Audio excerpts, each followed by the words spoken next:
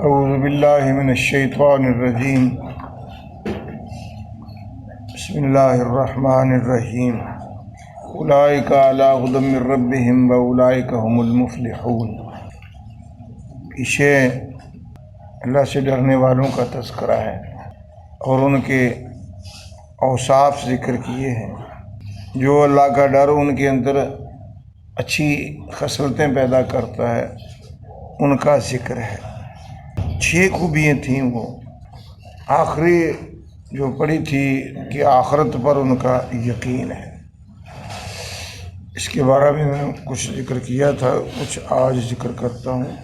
موجودہ لوگ جو ہیں دنیا کے اندر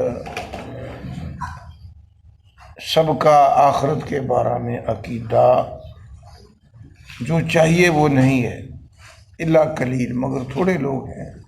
جتنے مذہب پائے جاتے ہیں ان سب کے اندر آخرت کے بارے میں بہت سے اشکال ہیں پیدا کیے ہوئے۔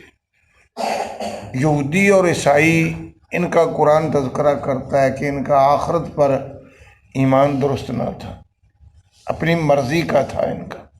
وہ یہ تھا، قرآن نے ذکر کیا کہ کہتے تھے لن يدخل الجنۃ الا من کان ھودا او نصارا، کہ جنت میں جائے گا ہی نہیں، یہ آخرت کی بات ہے، مگر وہ جائے گا جو یہودی ہوا یا عیسائی۔ یہ بالکل بات غلط ہے، عقل میں بھی خلاف ہے۔ انہوں نے تو اپنا مذہب بھی بدل لیا تھا، کتابیں بدل لی تھی، تو ان کے تو مذہب کا اعتبار ہی نہیں، تو اس کے اوپر یہ دار و مدار کر لینا کہ آخرت کا انحصار یہودیت اور عیسائیت پر ہے۔ پھر آگے اس میں تبدیلی بھی کرتے تھے، کہتے تھے ہاں جہنم میں ہم چلے جائیں گے، لیکن ایام معدودہ، جتنے دن ہم نے بچڑا پوجا ہے اتنے دن ہم آخرت میں جہنم میں جائیں گے، اور پھر ہم جہنم سے نکل جائیں گے، اور یہ جو نبی کے وارث ہیں نا، مسلمان بنے پھرتے ہیں، یہ ہماری جگہ پر چلے جائیں گے، ہم نکل جائیں گے۔ یہ ان کا عقیدہ بالکل غلط ہے۔ قرآن ہمیں یہ بتا رہا ہے، اور پھر عقل بھی اللہ نے دی ہے، تعلیم بھی ہے، اس کے اعتبار سے یہ عقیدہ غلط ہے۔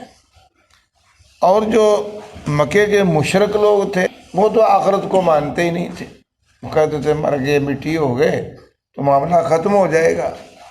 اور آج بھی اس طرح کے داہریہ قسم کے لوگ جو ہیں، وہ کمیونسٹ قسم کے لوگ، ان کا آخرت کے بارے میں عقیدہ ٹھیک نہیں ہے۔ تو جتنے مسالک پائے جاتے ہیں، مذہب پائے جاتے ہیں، ان میں یہ ہمارے بھائی بھی لے لیں، ان کو بھی تو ان کا بھی نظریہ ہے۔ کوئی اب دیکھو نا، کچھ کہہ رہے ہیں کہ جنت جو ہے وہ حسین کی ہے۔ تم نے لکھے پمفلٹ بھی، یہ نا پوسٹ بھی پڑے ہوں گے جو لگے ہوتے ہیں ان کے کھمبوں کے اوپر کہ جنت حسین کی۔ تو یہ بات عقیدہ بالکل غلط ہے۔ جنت تو کسی کی تملیک نہیں ہے، جنت اللہ کی ہے۔ اللہ جس کو چاہے گا وہ دے گا، جس کو چاہے گا نہیں دے گا۔ جنت میں تو کسی نبی کا بھی جو ہے نا کنٹرول نہیں ہے۔ اگر یہی ہوتا تو قرآن پاک میں، حدیثوں میں جو نبی اکرم کی شفاعت کا تذکرہ ہے، وہ اپنی جگہ پر انشاءاللہ ذکر کریں گے۔ تو اگر جنت کسی کی ہوتی، نبی کی ہوتی، تو کبھی بھی نہیں یہ ہوتا کہ سجدے پہ کر اللہ کو مناتے ہیں، کہتے فرشتوں پر پیچھے ہٹ جاؤ ہے۔ تو وہ بھی حدیثوں میں آتا ہے، صحیح بخاری کی حدیث ہے کہ کچھ لوگ امت میں سے بھی وہ حوض کوثر پہ پانی پینے کے لیے آئیں گے۔ یہ بھی آخرت کا بارہ مسئلہ ہے۔ تو نبی اکرم کہتے ہیں کہ میں ان کو پانی پلانے کے لیے برتن بھروں گا، پیالے بھروں گا، تو میرے اور ان کے درمیان اللہ پردہ حائل کر دے گا اور کہے گا میرے نبی یہ حوض کوثر کے پانی پینے کے مستحق نہیں ہے۔ تو میں کہوں گا اللہ یہ تو میرا امتی ہے۔ اللہ کہیں گے نہیں، تو دنیا سے آ گیا، انہوں نے تیرے بعد تیرے دین کو بدل دیا، اور یہ آخرت میں ان کا کوئی حصہ نہیں ہے، یہ آخرت کی نعمتوں سے محروم ہے۔ وہ کلمہ گو ہوں گے، امتی ہوں گے، لیکن انہوں نے بدعات، دین کو، بدعت کا معنی ہوتا ہے کہ دین کو بدل دینا۔ دین یہی چیزیں ہیں جو آپ کو بتائی جا رہی ہیں کہ مومن کے اوصاف ہیں، اللہ سے ڈرنے والے کے اوصاف ہیں۔ وہ نمازی ہوتے ہیں، ان کا عقیدہ درست ہوتا ہے، اور وہ جو اللہ نے ان کو دیا ہے وہ خرچ کرتے ہیں، اور وہ جو آسمان پہ نازل ہونے والی کتابیں ہیں اور وہی جو ہے وہ حدیث کی صورت میں ہو، کتاب کی صورت میں، اس کو ایمان لاتے ہیں، اور ماننے کے لیے ان کے نبی اکرم صلی اللہ علیہ وسلم کی زندگی ہے۔ باقی دین معتبر نہیں رہے تھے، ان کے اندر تبدیلیاں آ گئی تھیں۔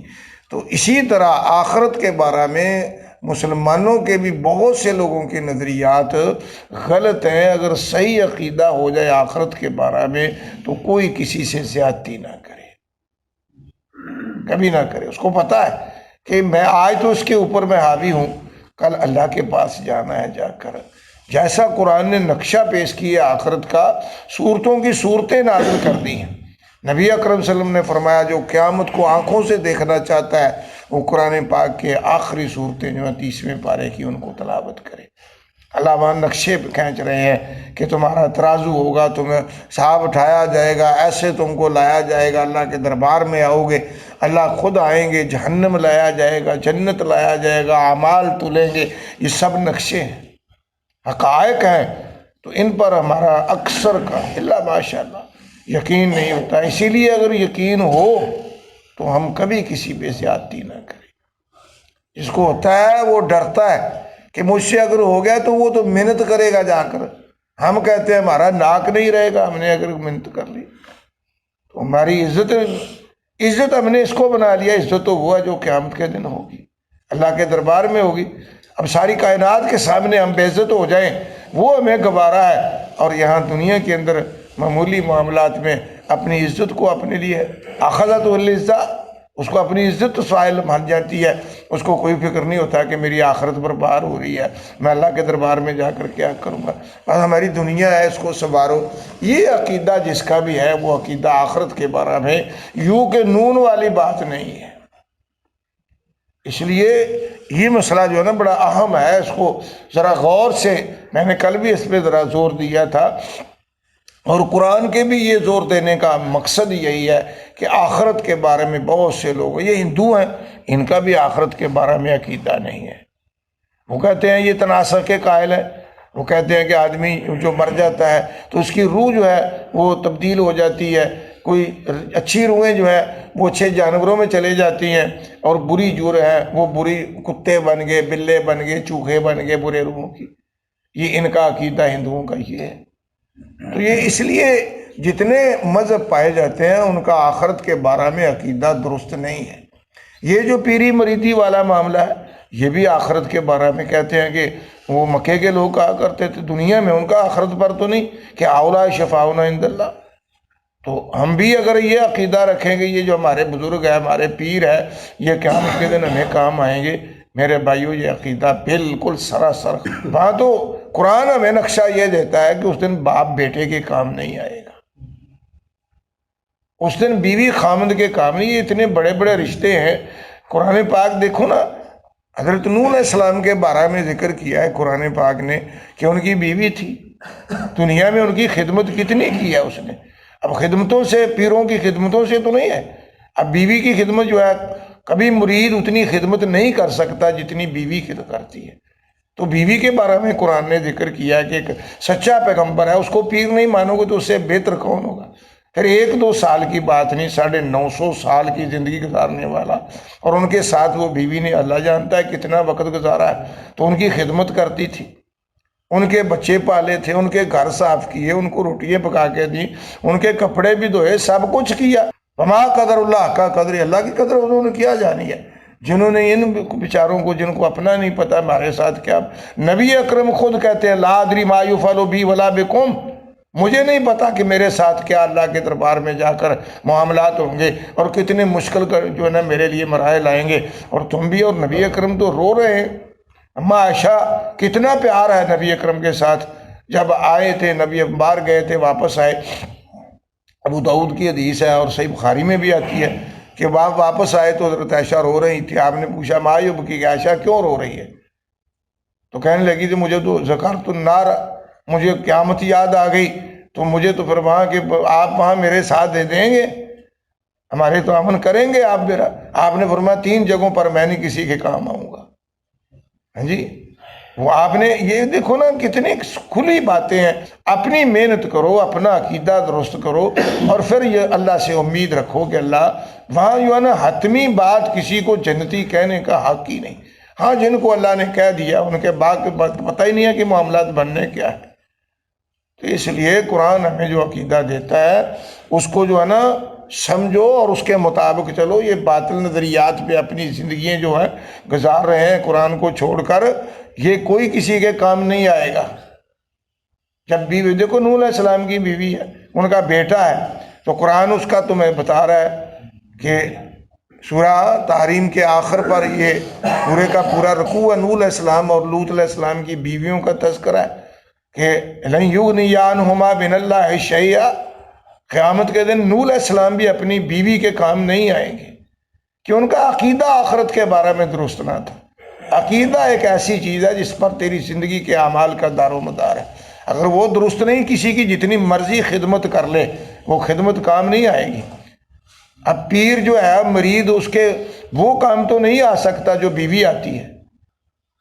وہ جو اللہ کے بندے ہوتے ہیں وہ تو ڈرتے ہیں، روتے ہیں کہ اللہ تعالیٰ ہمارے آخرت میں کیا۔ قرآن پاک کے اندر پیغمبروں کے بارے میں دیکھ لو، سورہ انبیاء پڑھ کے دیکھو تو صحیح، اور ان کے تذکرے کیا ہیں کہ اللہ کے دربار میں وہ رونے والے ہوتے تھے، آہیں بھرنے والے۔ ابراہیم علیہ السلام کے بارے میں اواہ حلیم، نبیوں کے، یہ قرآن ہمیں عقیدہ درست دیتا ہے۔ یہ لوگوں کے جو سنے سنائی باتیں ہیں اور لکھی لکھائی باتیں تمہیں یہ مل رہی ہیں پہلے بزرگوں کی، لوگوں کی، ان بیچاروں تک علم نہیں۔ تمہارے پاس قرآن ہے، تمہارے پاس نبی کا فرمان ہے، تم اپنے عقائد اس بنیاد پہ رکھو، یہ تمہارے کام آنے والی چیزیں ہیں۔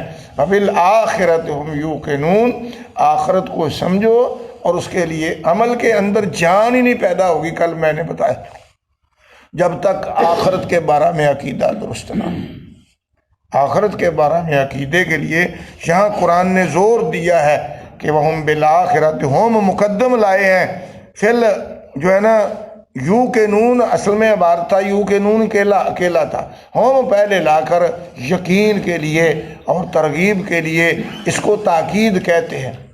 تاکید کے لیے اللہ نے کہا کہ آخرت کو معاملہ بڑا خطرناک ہے، اس کے بارے میں ذرا سوچو، اپنے نظریات درست کرو، اپنے عقائد درست کرو۔ تیری پوری زندگی کا دار و مدار آخرت پر ہے۔